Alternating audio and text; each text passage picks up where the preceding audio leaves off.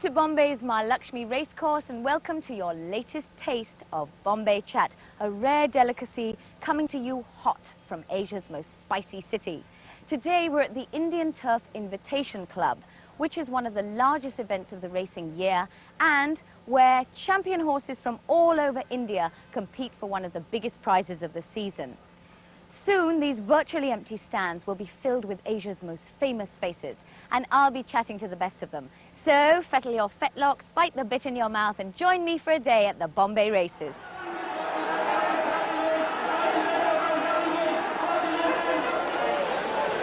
This is the tabla, and this is the most contemporary, innovative, experimentative tabla maestro in the world, who also, incidentally, was voted 8 out of 10 on sex appeal by a women's magazine.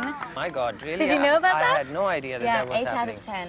Somebody liked me there. No, I didn't win. No. No. Not overall. Not but overall. you got a very high score for sex appeal. I guess I'll take it. You'll take it? I'll take it. Anything. Well, a lot of women do find you extremely sexy, don't they? I have no idea. I don't know why. Of course what do you think? do. You've got women all over the world who absolutely adore you. I adore women myself, but You I do? didn't know that it was reciprocated. It is absolutely reciprocated. Oh my God, I'm happy. I'm flattered. I go home and sleep and dream about all this. You will? Yes. Okay. It will be fun. Now you, I believe, dropped acid with the Grateful Dead and jammed Yes. for 4 days. Is this right? This is true. 4 days without even knowing that you were playing, or without? I mean, what happened? It was 4 days of continuous music going on. There was about maybe, well, there were 8 of them, and then there was me, and there was David Crosby, and Graham Nash, and Wow. Gracie Slick from Jefferson Starship. So we were all there, and we just played, and it turned out that it just kept going for 4 days. I mean, one of us would drop off, someone else would be carrying on, and so it just went on and on and on for about 4 days. And Did somebody record this? oh yeah, it was recorded. Oh, really? Definitely recorded. Oh, wow. The whole session was recorded. There's a whole vault full of tape.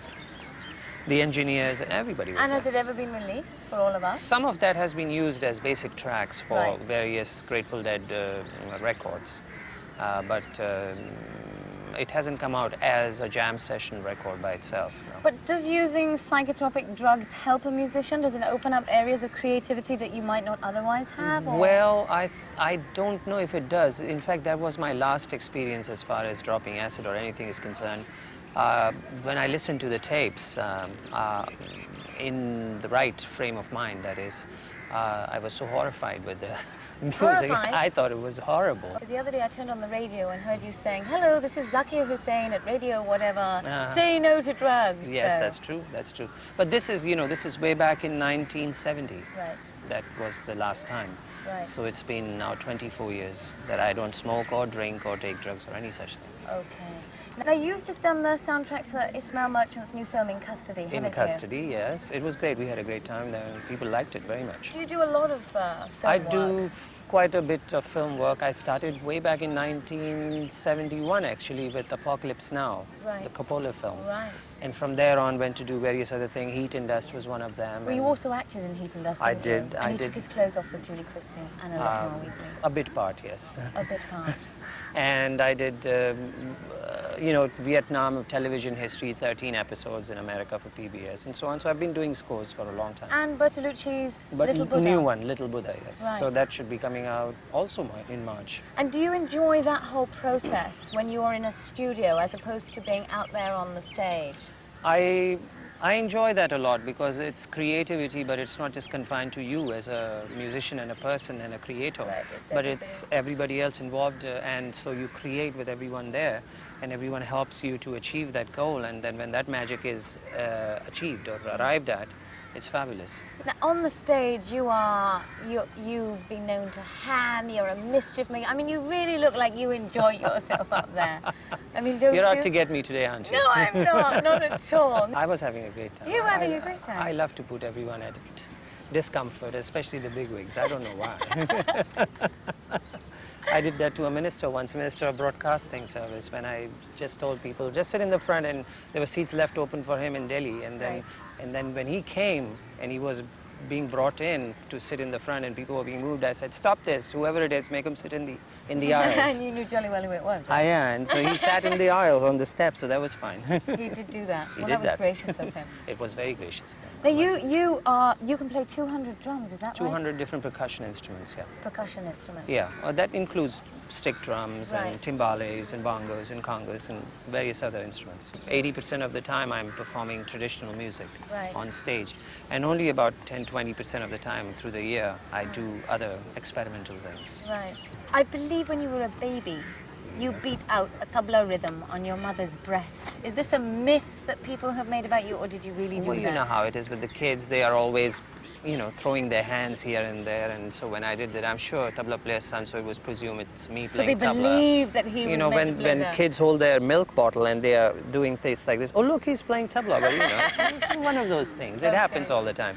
But my father used to sing rhythms in my ear. He did. When I was A a baby. little baby, he'd hold me in his arms, and the only thing he would do is constantly for hours just sing rhythm in my ear. Now, And so- well, do you think that has made you what you are today? Do you think that helped? Or? That's definitely made it impossible for me to choose anything else, yes. Right. You grew up most of your life in Bombay, Mm-hmm. but you've decided to have your main home in San Francisco. Well, it's not that much anymore. Oh, it's not? No. What's happening is I have a record company which I'm the president of, and I live there and I work on the company and to sell music and so on. Any big names in your company? Well, we have John McLaughlin is really? one of our artists, and various other. See, we're focusing more on world music. Right. So we have Shakti, we have John McLaughlin, we have something that George Harrison has produced, which is going to come out, and we're into video as well. So we're doing this Planet Drum video, which won the Grammy last you're year. going So to we're put doing videos to it? a video documentary of 1 hour about fabulous. drumming and things like that. So we're doing various projects like that. George Harrison gave you some advice once, didn't he? Oh yes, he did. He told me to stick to my instrument. I wanted to be a pop star when I left India. As in a singer or As in any kind of pop star? Any kind of pop star, whether it's playing Western drums or singing or jumping around and all. So I wanted to do that and make a lot of money very quickly. And then I met George, and in one recording session, and I asked him, why don't you play sitar regularly on stage? And he said, well, I can express that music best on the instrument that I grew up with. Right. I'm very familiar with it, and no matter what I do, I would still be a British guitar player. Right. And I will not be comfortable doing anything else. And I said, wait a minute, here's this guy who's looking at Ravi Shankar or my father, Allah Rakha, and all as practically gods of music. Right. And they look up to them in such reverence. So I said, why is that? So I turn around and look at India myself, and I see the beauty and the depth of culture and everything.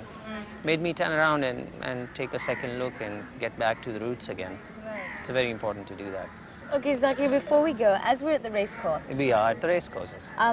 can you do something on your tablas like horses, or can you do some mouth percussion with your mouth? Anything that you can do. What about? I don't know. Wonderful. Well, tabla is an interesting thing. Thank you, thank you.